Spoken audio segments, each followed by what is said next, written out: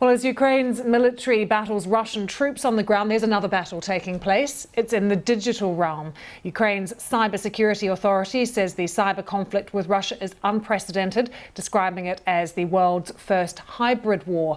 Russia has been actively using disinformation to wage an information war against Ukraine. But now Ukraine is fighting back with the digital minister, Mikhailo Fedorov, leading the front by using social media to rally international support against Russia.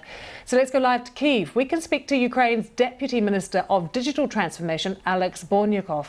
Good to see you, Alex. Thank you for taking the time. Tell us how you are fighting this war in the digital realm.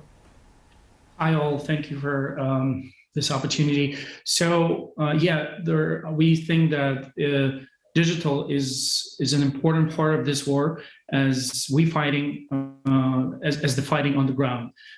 Digital technologies are the main tool for achieving our goals. Now, this is a sort of weapon, and Russia was attacking our infrastructure for not just recently 2 weeks ago, starting from 2 weeks ago. They were attacking us for 8 years, and I would say that we kind of became immune to them. So we successfully defended our digital infrastructure. At this point, we created an IT army, which consists of 300,000 people who voluntarily joined this effort in order to, first of all, fight with the propaganda, fight with disinformation, and reach out to Russian people and say what exactly happening in Ukraine, what's the real situation.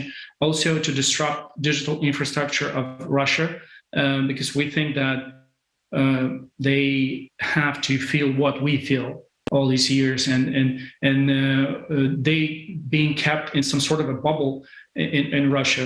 But now with all the sanctions, with all our efforts, I think they start to realize that this also concerns them. They also involves all the people in Russia.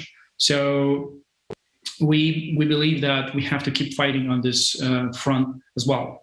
Alex, how much help are you getting from the big social media companies in Silicon Valley particularly? And is that enough? Do you need more help, more support?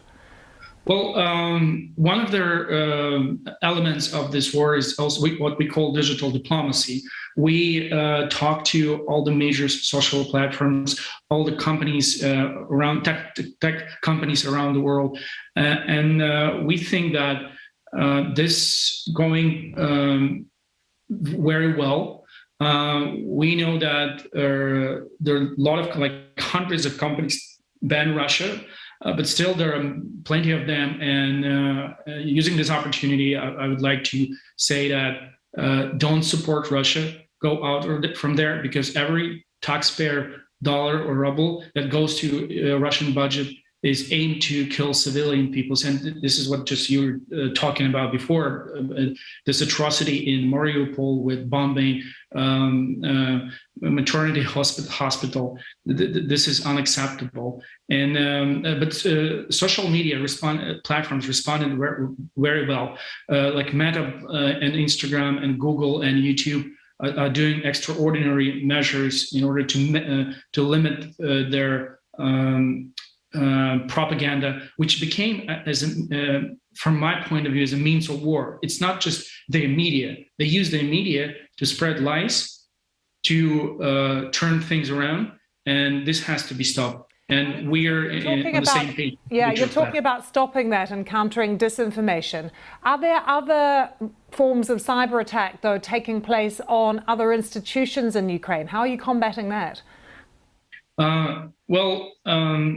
They attacking us instantly using like DDoS type of attacks at most. We now moving all the infrastructure to cloud using Amazon Web Services, Cloudflare, and protecting them from such attacks. Sometimes they penetrated, but not for long. So far, almost all our services are working, and majority of websites of services in Ukraine are stable at this point.